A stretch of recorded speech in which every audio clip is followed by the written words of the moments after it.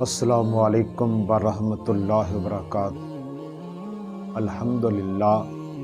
الحمدللہ وکفا والصلاة والسلام علی من لا نبی بعد، فاعوذ باللہ السمیع العلیم من الشیطان الرجیم، بسم اللہ الرحمن الرحیم، لکم دینکم ولی دین۔ میرے محترم بھائیو، آج 23 مارچ اور یہ دن ہمیں ایک بہت بڑی خاص جو تحریک تھی نا اس کی یاد دلاتا ہے کہ جس دن بالکل اس جگہ جس پہ آج مینار پاکستان ہے وہاں بہت سے لوگ جمع تھے جن کی تعداد لاکھوں میں تھی، اور وہاں ایک قرارداد پیش ہوئی تھی جس کو قرارداد پاکستان کہتے ہیں۔ میرے بھائیو، اسلام کی یہ صفت ہے کہ اسلام کی جو تعلیمات ہیں ان کی اپنی ایک انفرادیت ہے، وہ کسی میں ضم نہیں ہو سکتی، اور نہ وہ کسی سے مغلوب ہونے کے لیے آئی۔ اللہ تعالیٰ نے دین تو اس لیے بھیجا ہے تاکہ باقی دینوں پر غالب آ جائے، تو یہ کسی میں ضم نہیں ہوتی تعلیمات، یہ کسی سے مغلوب یا مرعوب نہیں ہوتی۔ جبکہ یہاں بر صغیر میں پاکستان علیحدہ ہونا، ملک علیحدہ ہونا، تشخص الگ بقول قائد پاکستان اس دن بن گیا تھا جب یہاں ہندوستان میں پہلا بندہ مسلمان ہوا تھا، یعنی انفرادیت تو اسی دن قائم ہو گئی تھی۔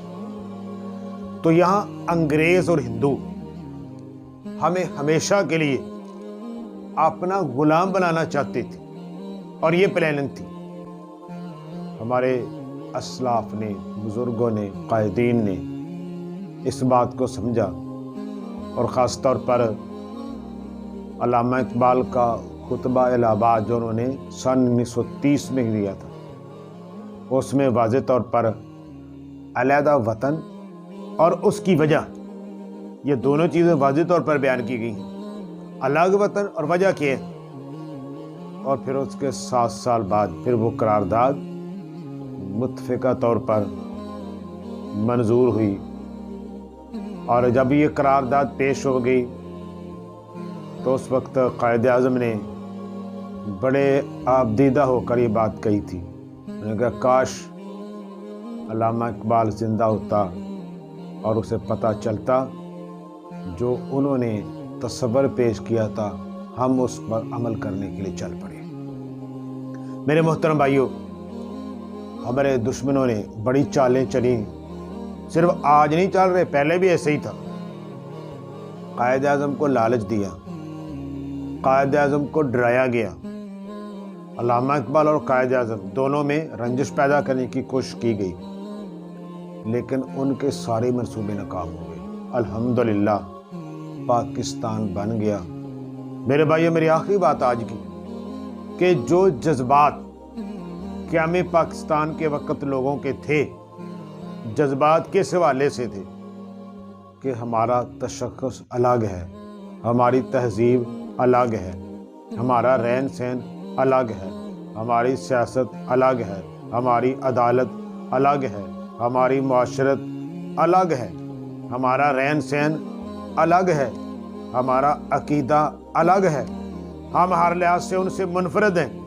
ان کے ساتھ اس لیے رہنا چاہتے کہ ہم اپنی تہذیب کو اجاگر کرنا چاہتے ہیں، اس کو واضح کرنا چاہتے ہیں، اس کو شفاف کرنا چاہتے ہیں، اور عملی طور پر کر کے لوگوں کے سامنے ایک ماڈل پیش کرنا چاہتے ہیں۔ بھائیو، یہ تھے جذبات۔ اور اگر ہم دوسری طرف دیکھیں، آخر ملک بننے کے مقاصد کیا تھے؟ قائد اعظم نے واضح طور پر کہا تھا کہ ہمارے پاس اسلامی تعلیمات ہیں، ہمیں الگ منشور یا الگ کسی چیز کی ضرورت نہیں، جو اسلام اس کی تعلیمات ہیں یہی تو ہمارا دستور ہے۔ کیا آج ہم ان مقاصد کی طرف گامزن ہیں یا ہم ان مقاصد سے پیچھے آ رہے ہیں؟ آج بہت کچھ کام کرنا باقی ہے نظریہ پاکستان کے حوالے سے۔ کہ ہم نظریہ پاکستان کے اوپر پورا اتر رہے ہیں، مقاصد جو تھے ان پر پورا اتر رہے ہیں؟ یہ سب باتیں جو ہیں یہ بہت زیادہ سوچنے والی ہیں، ہمارے لیے بھی، آپ کے لیے بھی، حکمرانوں کے لیے بھی، کہ جن کے پاس اختیار ہوتا ہے، وسائل ہوتے ہیں، لیکن پھر بھی وہ کرنے سے قاصر ہوتے ہیں۔ آئیے ہم دعا کرتے ہیں اللہ ہمارے ملک کو سلامت رکھے، اللہ ہمارے ملک کے دشمنوں کو نیست و نابود کر دے، اللہ پاکستان کو اسلام کا قلعہ بنا دے، اللہ پاکستان کو مسلم ممالک کے لیے ایک نمونے کے طور پر، ماڈل کے طور پر زندہ جاوید رکھنا اور باعزت رکھنا۔ وآخر دعوانا ان الحمد للہ رب العالمین۔